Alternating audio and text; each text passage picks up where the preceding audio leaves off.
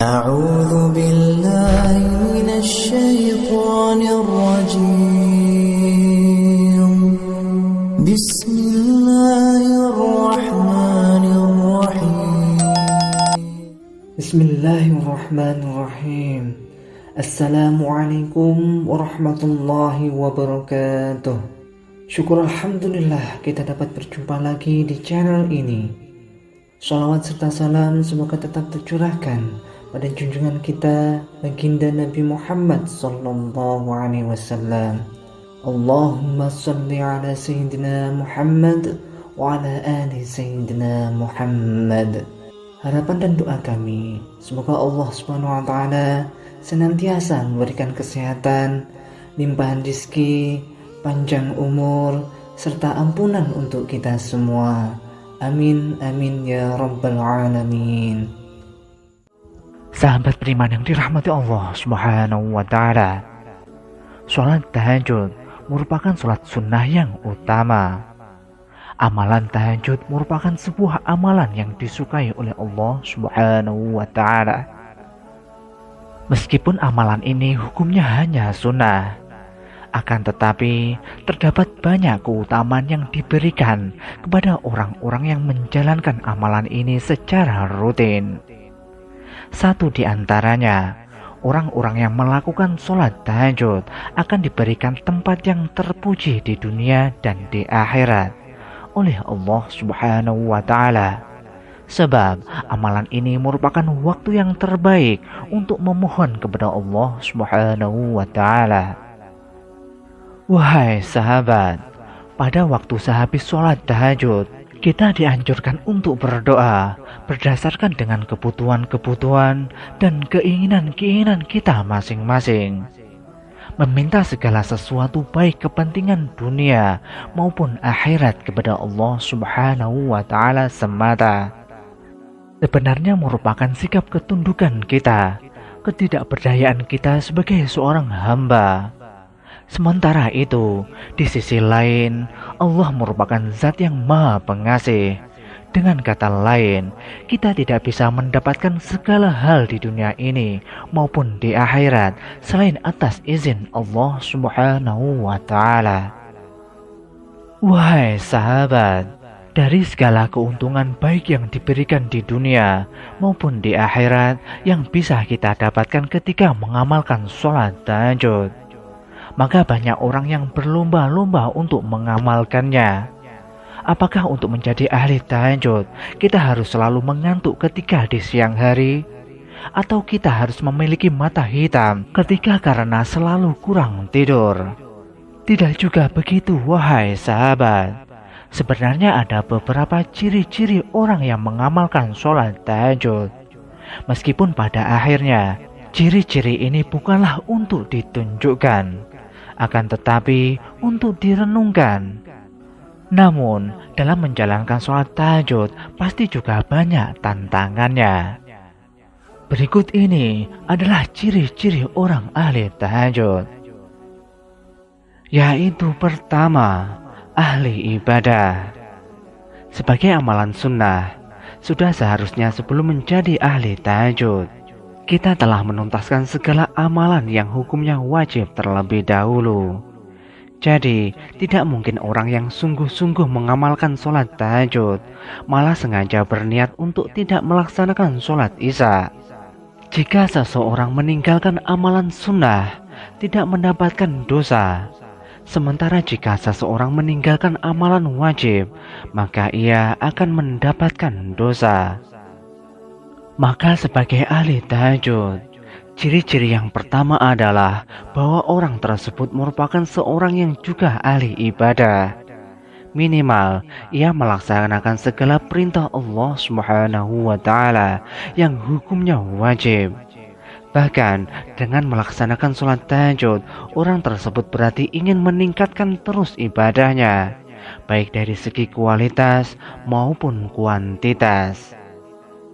Sholat tahajud sebagai amalan sunnah juga seharusnya disertai dengan pemahaman yang mumpuni terkait syariat dan hukum amalan tahajud, doa apa yang harus dibaca, ayat apa yang harus dihafal, dan lain sebagainya.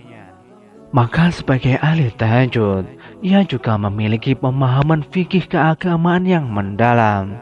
Sementara pada saat yang sama, ia akan berusaha terus mendalami ilmu yang ia miliki. Ciri yang kedua, rendah hati. Sholat tahajud adalah sholat yang dilakukan pada malam hari, ketika banyak orang tertidur. Amalan ini dilakukan pada waktu yang sepi.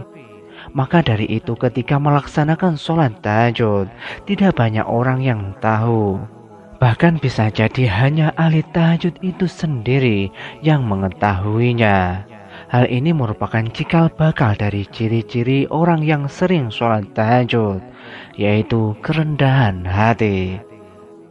Orang lain tidak perlu tahu bahwa seseorang melaksanakan sholat tahajud, kecuali dalam kasus-kasus tertentu, misalnya berdakwah atau memberi contoh. Sebenarnya semua ibadah yang berhukum wajib maupun sunnah memang tidak diperbolehkan untuk riya. Akan tetapi, sholat tahajud merupakan amalan yang tepat untuk dilaksanakan tanpa diketahui orang lain. Sehingga pada akhirnya, kerendahan hati ini dapat berpengaruh pada amalan-amalannya yang lain. Ia tidak perlu menunjukkan bahwa ia telah bersedekah atau amalan yang lainnya. Yang ketiga, berprasangka baik kepada orang lain.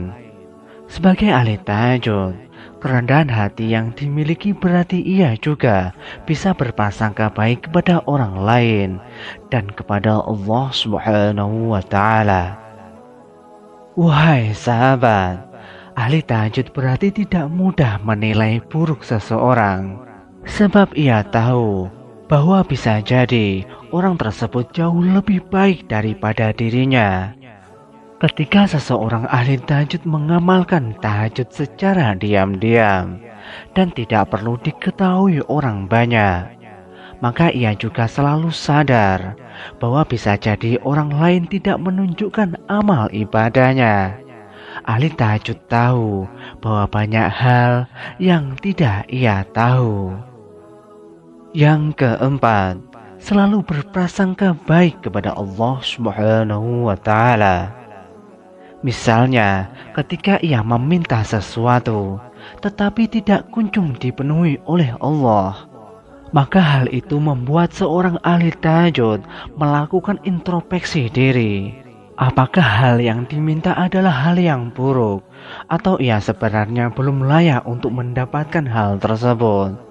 Seorang ahli tahajud dengan mudah bisa berprasangka baik kepada segala keputusan yang diberikan oleh Allah Subhanahu wa Ta'ala. Sebab seorang ahli tahajud tahu bahwa Allah adalah zat yang maha tahu. Yang kelima, disiplin. Bangun di malam hari untuk melaksanakan sholat tahajud secara rutin membutuhkan niat yang matang. Maka dengan melaksanakan sholat tahajud, ahli tahajud dilatih untuk hidup secara disiplin. Sebab ia harus memotong jam tidurnya pada waktu tertentu untuk melaksanakan sholat tahajud. Untuk bisa bangun di sepertiga malam terakhir, maka ia harus tidur lebih awal. Oleh karena itu, ia juga selalu peka akan berjalannya waktu. Di dalam aktivitasnya sehari-hari, ia memerlukan pengorganisasian waktu dengan efektif dan efisien. Yang keenam, memiliki pola hidup yang sehat. Agar bisa rutin terbangun di sepertiga malam terakhir dan bisa melaksanakan aktivitas pada siang hari, maka pola hidup yang diberlakukan oleh ahli tahajud pun harus terjaga. Ia mengonsumsi makanan-makanan yang bergizi, tidur tidak pada larut malam, dan lain sebagainya. Hal ini dilakukan demi menjaga agar ia tidak kehilangan ritmenya dalam melaksanakan rutinitas sholat tahajud. Selain hal yang telah disebutkan, pagi hari Atau dalam hal ini, sepertiga malam terakhir adalah waktu ketika ahli tahajud bisa menghirup udara pagi yang penuh oksigen. Sebab terbebas dari polusi yang banyak dikeluarkan ketika orang-orang beraktivitas pada siang dan sore hari. Yang ketujuh, produktif. Selepas melaksanakan sholat tahajud, ada banyak kegiatan yang bisa dilakukan. Sebagaimana contoh, dengan membaca buku atau mempersiapkan segala hal yang akan digunakan pada siang hari.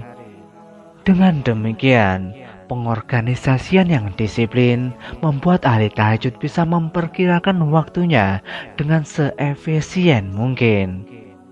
Melakukan aktivitas pada pagi hari adalah cara agar kegiatan tersebut bisa dilakukan secara berkualitas. Sebab ketika pagi hari, otak kita bisa dengan mudah menyerap segala hal dengan mudah karena pada hari itu pikiran-pikiran kita belum dipenuhi dengan macam-macam hal.